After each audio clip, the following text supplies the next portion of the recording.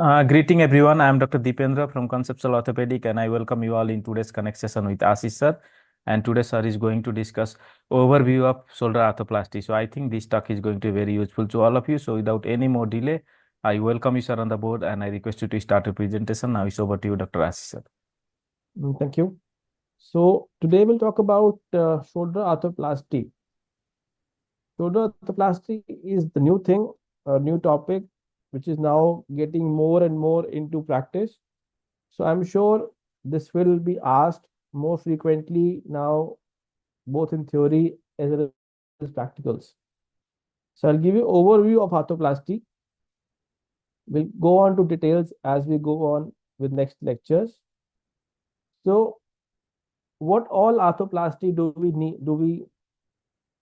normally use in our practice? So it can be different types of arthroplasty. We deal with hemi-arthroplasty, then there is anatomical total shoulder arthroplasty, then it's a semi-constrained reverse shoulder or inverse shoulder.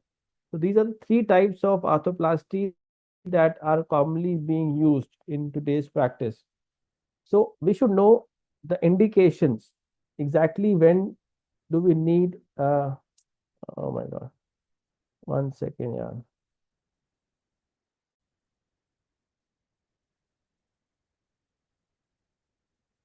So we should know our indications well, that when we should be able to use which operation.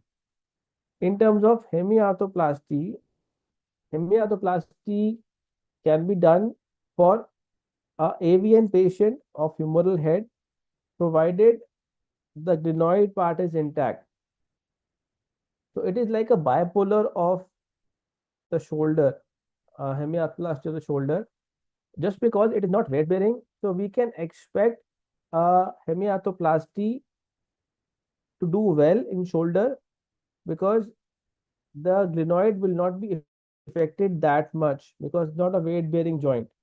So hemi-arthroplasty can be considered for patients of AVN in which the glenoid is still intact. So this is very important, that head may be deformed, but the cartilage is intact. You can consider for hemi-arthroplasty. It can also be used in osteoarthritis, in which the glenoid is very deficient, in which you cannot expect to have a good stable glenoid fixation. In that case, it can be a salvage procedure also. And usually we use it for a comminuted osteoporotic proximal humerus fracture, which is not amenable to osteosynthesis. So you have to understand the three main indications for a hemi-arthroplasty will be: one, a bad trauma of proximal humerus, which is not amenable to fixation; two, AVN of humeral head in which glenoid is still intact; and three, in as a salvage operation in which the glenoid cannot be reconstructed. So these three are the main indications for hemi-arthroplasty. So whenever you have a case like that, be sure that you advise or you offer options as per the indications.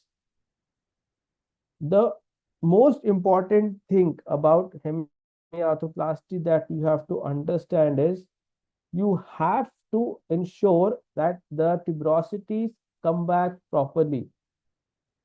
If there is one mantra for successful hemi-arthroplasty, it is the reconstruction of tuberosity. If you do not reconstruct tuberosity well, that hemi-arthroplasty will not do well. That hemi-arthroplasty will not have a appropriate outcome. The patient may become pain-free, but the movements will be really restricted. So if you want to have a good function or good outcome of hemi-arthroplasty, you have to ensure that your tuberosities are sutured well. And this you will know that you have to have a plan of fixation of your tuberosities. It's a very complex way of fixing the tuberosities, but you should be prepared. That should be your main plan, how we will reconstruct the tuberosities. In in shoulder arthroplasty, the main thing is to dial in the right version of the humerus and to get the tuberosities come back at the right place at the right height. So these two points are the most important for a successful outcome of hemiarthroplasty. Then we have a total arthroplasty. Total shoulder arthroplasty, as you can see, it will appear like this. It will be a all polyglenoid with a metallic head over a metallic stem. This is your total shoulder arthroplasty. Nowadays, there are some newer designs also, which may be stemless. So it can be a stemless or a stemmed humeral component and a all polyglenoid. This is how our total shoulder arthroplasty will look like. It is mainly indicated for primary and secondary osteoarthritis as well as early RA. These will be the main indications for a anatomical total shoulder arthroplasty. What is the main prerequisite for a total shoulder? A intact rotator cuff and a good glenoid where you can put your glenoid component on.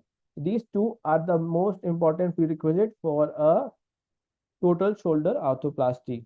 Intact rotator cuff and a good glenoid to put your glenoid component on. So as I said, it has an all polyglenoid component. It can be of two main types.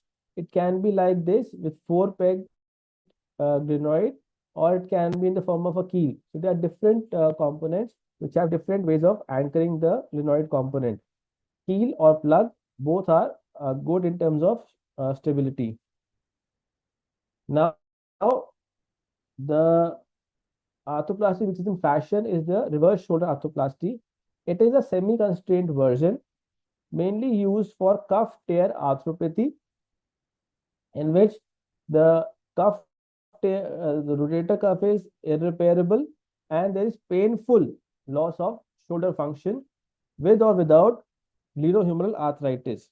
So, first thing is the cuff should be torn and irreparable. There will be superior migration of the humeral head and there will be painful loss of shoulder function. Plus, there will be a arthritis as well. You can offer a reverse shoulder arthroplasty to a cuff tear arthropathy patient even without arthritis also. So in this is showing a normal shoulder. This is your anatomical total shoulder and this is your reverse shoulder. So this is what you should be knowing about the three types of arthroplasty in shoulder.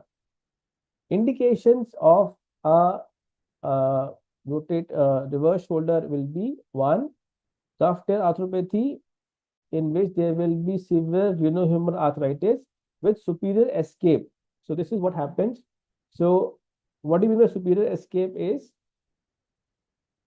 when this is your